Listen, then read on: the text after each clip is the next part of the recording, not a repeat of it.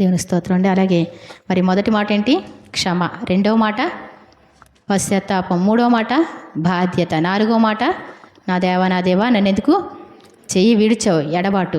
ఏమండి, ఎడబాటును తట్టుకోలేని పరిస్థితి. ఐదవ మాట దప్పిగొనుచున్న. ఆరవ మాట చూద్దామండి ఒకసారి, మార్క్స్ వార్త 15:34.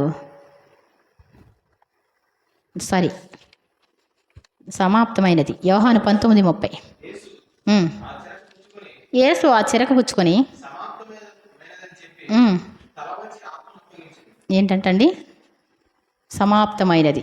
ఆరవ మాట. ఏడవ మాట ఆత్మను అప్పగించడం. రెండు కలిసి వస్తాయి ఈ మాటలో. ఏమండి, ఆరవ మాట సమాప్తమైనది. ఏంటది సమాప్తమైంది? రక్షణ ప్రణాళిక మొత్తం కూడా ఎలా వచ్చాడో అలా చేశాడండి. మనం చేయగలమండి అలాగా? ఒక పెళ్లి జరుగుతుంది అనుకోండి, అన్ని పనులు సక్రమంగా అయిపోయినాయి అని చెప్పగలవా? ఏమండి, అది అక్కడ మర్చిపోయింది. ఇక్కడ ఈ ప్రార్థన పెట్టడానికి ఎన్నో మైనస్లు చేస్తాం మేము రోజు చేసుకునే పనులు. ఏమండి, అన్ని పనులు చేసి రాలేం. యేసుప్రభువారు ఏంటంట?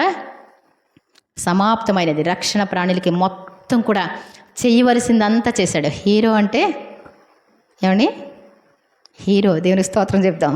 ఆయనలాగా మనం దేవుని చట్టాన్ని మొత్తం చేసుకురాగలిగితే ఏమండి మైనస్సే ఉండదండి. అంటే కష్టాలు ఉండవండి. యేసుప్రభు వారికి సుఖం ఉందండి. అయినా సరే పెద్ద రేపొద్దుట అన్ని జీవితం అంతా కష్టమే అనుభవించాడు. కానీ తండ్రి వల్ల ఒక పెద్ద మెప్పు పొందారు. దేవదూతలందరిలో కూడా అసలు ఉత్తిగా, అంటే అన్ని హోదాలన్నీ తీసేసి వట్టిగా ఇలా పంపిస్తే భూలోకానికి వచ్చి పరలోకంలో ఉన్నటువంటి స్థితి కంటే కూడా గొప్ప స్థితి పొందుకొని వెళ్ళాడు. దేవుని స్తోత్రం చెప్తాం. ఏమండి, ఇక్కడ ఏం తీసుకురాలా. ఆయన ఇచ్చింది ఏమి పరలోకం నుంచి ఏమైనా తీసుకొచ్చాడండి? వట్టి చేతులతో వచ్చాడు, రిక్తుడిగా వచ్చాడు. వచ్చి పరలోకంలో ఉన్న ఘనత ఎలా ఉందో తండ్రి కుడిపార్శ్వమున, కానీ అంతకంటే ఘనత. ఏమండి, ఇప్పుడు రేపొద్దుట ఎలా ఉండదండి? పరలోక రాజ్యం వెళ్తే మనం అందరం ఏమండి అందరూ కన్నీరు గారుస్తారంట. అందరి ప్రతి వారి బాష్ప బిందువులైనా చిచ్చి ఎంత దారుణమైనటువంటి వ్యక్తిని, నరకానికి పోవలసిన వ్యక్తిని మన ముందు జడ్జిమెంట్ జరుగుతుంటే ఆ తప్పులు నేనే చేశాను కదా, అదే స్థితిలో నేను ఉన్నాను కదా, కానీ ఇంత అవకాశం నాకు వచ్చింది. ప్రతి వాని కళ్ళు ఏంటే కన్నీరు కారుస్తుంది. ఆ రోజున అందరి బాష్ప బిందులు తుడుస్తాడు. అందరూ ఆ రోజున యేసుప్రభుని కొనియాడుతుంటే భూలోకంలో ఉన్నప్పుడు ఎంత వేదన అనుభవించాడండి, ఎంత కష్టం అనుభవించాడండి, ఎన్ని ఒమ్ములు, ఎన్ని కొరడా దెబ్బలు, ఎన్ని నిందలు పడ్డాడు. రేపొద్దున పరలోక రాజ్యంలో ఎలా ఉంటుందండి? ఆయన పెండ్లి కుమారుడిగా అండి 7 సంవత్సరాలు పెండ్లి విందు జరుగుతూ ఉంటే ఆయన్ని ఘనపరిచేవారు. దేవుని స్తోత్రం చెప్దాం. ఆయన ఉన్నతమైన స్థితి. రేపొద్దుట నువ్వెన్ని కష్టాలు పడినా, నువ్వెన్ని శ్రమలు పడినా రేపొద్దున ఏముందండి? ఉన్నతమైన బహుమానం నీకుంది. ఏమండి, మహిమ స్వరూపము దాల్తువు నీవు, మహిమాన్వితుని పోలియుందువు, బహుమతులెన్నో దాచెను నీకై, సహనము వీడకు రాజకుమారి. సహనం విడిచిపెట్టకూడదు. చాలా ఉన్నతమైనటువంటి బహుమతులు. పరలోకి వెళ్తే ఏమండి ఒకవేళ కూర్చోలేమేమో, అప్పుడు మనకు డాన్స్ రాదేమో. అక్కడికి వెళ్తే ఎలా ఉంటుందండి? ఏమండి బంగారు వీధిలో గంతులు వేయచ్చు. ఏమండి మొరవడమేనంటండి. దేవుని స్తోత్రం చెప్దాం. హల్లెలూయా. కాబట్టి సమాప్తమైనది. ఏ రోజుకి ఇవ్వబడినటువంటి పనులు ఆ రోజు చేసుకుందాం. వాయిదా వేయొద్దు. ఈరోజు సువార్త ప్రకటించు అంటే ఏం చేయాలండి? రేపొద్దున్న వెళ్తాను ప్రభువా. ఏమండి ఒక ఆయన మంచి మీటింగ్కి సువార్త ప్రకటించి వచ్చిన తర్వాత ఇలా వచ్చి అలా పడుకున్నాడు అంటండి. 2 అవుతుంది. దేవుడు ఇలా కొట్టి పలానా వ్యక్తి దగ్గరికి వెళ్ళు, ప్లీజ్ ప్రభు, అసలు కదిలే ఓపిక లేదు, నేను వెళ్ళలేను. మళ్ళా పరిశుద్ధాత్మ నెల కొట్టి నువ్వు వెళ్ళాలి, నేను వెళ్ళలేను ప్రభు అసలు. 3వసారి ఒక్కసారి నువ్వు లేవా, వెళ్ళవా అంటే నేను వెళ్ళలేను. పొద్దున్నే వార్త ఏంటి అంటే పలానా వ్యక్తి చనిపోయాడు, ఊరి పెట్టుకొని చనిపోయాడు. ఎందుకు అంటే అతను చనిపోయే ప్రయత్నం చేస్తున్నాడు. ఆ టైంలో స్పందించేవాడు నువ్వు ఒక్కడవే, అందుకే నీతోనే మాట్లాడాడు. 3 సార్లు చెప్పినా నువ్వు ఏమన్నా ఇలా మనకి వస్తుందండి మెలకు. అబ్బా భలే 3ంటికి వస్తుంది నాకు అసలు మెలకు. ఏం చేస్తున్నారండి? అప్పుడు ప్రార్థన చేస్తారా? 3ంటికి ఎందుకు ఇస్తున్నాడు? అందరి కోసం ప్రార్థన చేయడం కోసం. ఏమండి చక్కగా లేచి దుప్పటి సరి చేసుకొని ముసుగు పెట్టడం కోసం కాదు, లేచి దేవుని సన్నిధిలో మోకరించడం కోసం. బయట పడుకున్న వాళ్ళైతే మందిరంలోకి రావడం కోసం దేవుడు నీకు మెలుకు ఇస్తాడు. కరెక్ట్ టయానికి వస్తుంది. 2:30 దాటిద్దే 3 అవుద్ది. అప్పుడు ఏం చేయాలి మనం? మోకరించడమే కరెక్ట్గా. నేను ఇంక బయట ఉన్నా సరే ఇక్కడికి లోనికి వచ్చి కాసేపు ఏదో చేస్తాం, నైట్ కదా చేసుకుంటాం అలా. కాబట్టి నిజంగా ఏంటంటే సమాప్తమైనది రక్షణ ప్రణాళిక. నీ జీవితంలో చేయవలసినటువంటి పనులు ఏమండి సాయశక్తిలో చేస్తే దేవుడు ఏం చేస్తాడు? ఆయన పరిపూర్ణం చేసుకుంటాడు. మరి మరి తప్పకుండా యేసు ప్రభులాగా మైనస్లుగా మిగిలిపోయి అలా వద్దు మనకి. ఏమండి వీళ్ళు అసలు వింటలేదుగా మాట అని మంచం మీద పెట్టి సరి చేసుకునే పరిస్థితి మన జీవితంలో వద్దు. ఏమండి మనం ఏం చేయాలి? నీ సన్నిధిలో సంతోషంగా మోకరిస్తా, నిన్ను ఆరాధిస్తా, నిన్ను ఘనపరుస్తా. నా కళ్ళున్నప్పుడే ఏమండి నీ వాక్యం చదువుతాను నేను. ఏమండి వాక్యం కూడా వినలేనటువంటి చెవుళ్ళు వచ్చినాయి అనుకోండి, ఇంకేముందండి? ఏమండి కూర్చోలేని పరిస్థితి వస్తే, ప్రయాణాలు చేయలేని పరిస్థితి వస్తే కష్టం కదా. ఉన్నప్పుడు ఏం చేయాలి? బలం ఉన్నప్పుడు ఏం చేయాలి? దేవుని పనులు చేద్దాం. తప్పకుండా నేను కూడా పౌలు గారు ఏమన్నాడండి?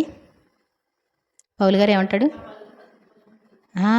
ఏమంటాడంటే నిజంగా నేను మంచి పోరాటం పోరాడాను. దేవుని స్తోత్రం చెప్దాం. బతికున్నప్పుడు చెప్పాలి, చచ్చిపోయాక కాదు.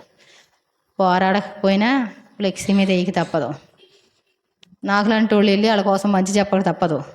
కాబట్టి అయ్యొద్దు. మనం చెప్పాలి. ఇలా నుంచుంటాం కదా. ఇప్పుడు నేను చెప్పాను చూసారా, ఇందా చెప్పాను కదా. ఏమని చెప్పానండి? ఏమండి ఇందా చెప్పాను కదా ఒరిజినల్గా. అది ఏమండి వస్తుంది ఎవరికి వాళ్ళకి. కొన్నాళ్ళకి వచ్చారనుకోండి, మళ్ళీ ఒకవేళ నేను బతుకుంటే అప్పుడు ఏమంటాను? ఏదంటే అది అలా చేయగలిగినటువంటి స్థితి. వద్దు అన్నాడు అనుకోండి, లోపల ఆయన వద్దు అడక్కు అన్నాడు అనుకోండి, అలాగే ప్రభువా ఏమండి అక్కడికి వెళ్తావా? వెళ్తాను ప్రభువా అంటే నా మనసు ఎలా ఉంటుందండి? ఆయన లోపల సంతోషపెడితే నా మనసు కూడా సంతోషంగా ఉంటుంది.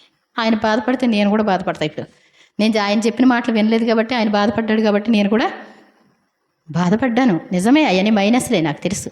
కాబట్టి దేనికోసం అక్కర్లా. ఆ 10,000 వచ్చిన నేను చేసేయు, ఆ 5,000 వచ్చిన నేను చేసేయు.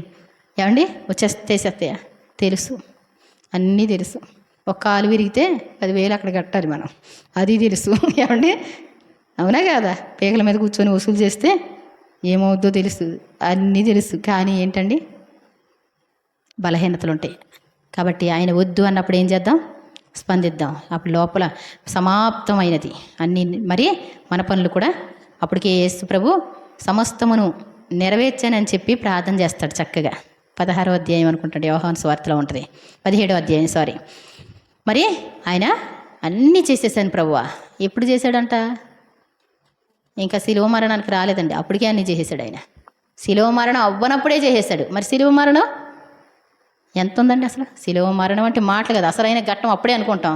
ముందు రోజు ప్రార్థన చేసింది అప్పుడు సమస్తం కూడా నెరవేర్చేశాను అని చెప్పి అన్నీ అప్పగింతలు చేసేస్తాడు. అయిపోయింది, మొత్తం అంతా రెడీ అయిపోయింది.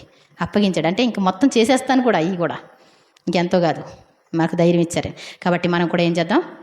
ఓపికతో దేవుణ్ణి ప్రార్థన చేయి. అన్నీ నేర్చుకుందాం. ప్రతి పాయింట్ కూడా మనకి చాలా విలువైనవి. ఇయ్యాను కదండి బోడని ఆజ్ఞలు కట్టల్లో. నేను ఆజ్ఞాపించినవన్నీ కూడా వాళ్ళకి తెలియజేసి ఈ సంగతులన్నీ కూడా గై కొనవాలని బోధించండి అంటాడు. మనం ఏం చేయాలంట? అన్ని ఆజ్ఞలు అనుసరించాలని.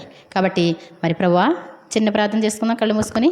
నా జీవితంలో కూడా పెండింగ్లు లేకుండా, ప్రభువా నేను జరిగించలేకపోయాను, నన్ను క్షమించండి అయ్యా అన్నట్టు లేకుండా, మరి ఈ రోజు నుంచి ఏ రోజు ప్రార్థన ఆ రోజు చేయడానికి, మీరు ఏది చెప్తే అది చేయడానికి మరి నా జీవితాన్ని సరిచేయండి అయినా అని ప్రార్థన చేద్దాం. పరిశుద్ధుడైన పరమ తండ్రి, మీ ఘనమైన నామానికి వందనాలు ప్రభువా.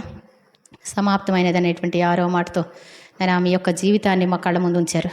ఈ రోజు వరకు కూడా నేను ఏమి చేయలేకపోయామని మీ సన్నిధిలో ఒప్పుకుంటున్నాం. అయితే ఈ రోజు నుంచి మా జీవితంలో ఏ రోజు ఏం చేయాలో అది చేయడానికి మీ చిత్తమైతే మా జీవితానికి మీరు ఇచ్చినటువంటి ప్రణాళిక చిత్తం నెరవేర్చబడినట్లు ఈ రోజు నుంచి ఒక ఉన్నతమైనటువంటి పోరాడడానికి పౌలు గారిలాగా నాయన మంచి పోరాటం పోరాడాను, నా పరుగును కడముట్టించుకున్నాను, విశ్వాసమును కాపాడుకున్నాను, నా కోసం నీతి కిరీటం ఉంచబడి ఉన్నది అంటాడు. అలాంటి మనోనేత్రాలతో ఆయన మరి మీరిచ్చేటువంటి బహుమానాలు చూడగలిగినటువంటి ఆశీర్వాదం నాకు మాకు బిడ్డలకి ప్రసాదిస్తారని, సమస్తం నెరవేర్చిన వారిగా, సాతాన్ని ఎదిరించగలిగిన వారిగా, నేను నిలబడగలిగిన శక్తిమంతులుగా, నేను ఆ దేవుడిచ్చే సర్వాంగ కవచంతో నిలబడగలిగిన కృప దయచేస్తారని, బలంగా సాతాన్ని ఎదిరించి ఆయన మీ నామానికి మహిమ తెచ్చే బిడ్డలుగా నన్ను మమ్మల్ని వాడుకొనమని, సమస్తం నెరవేర్చినట్లు సహాయం చేస్తారని నమ్ముచు యేసు నామమున నడుచున్నాను తండ్రి. ఆమేన్. ఆఖరి మాట అండి.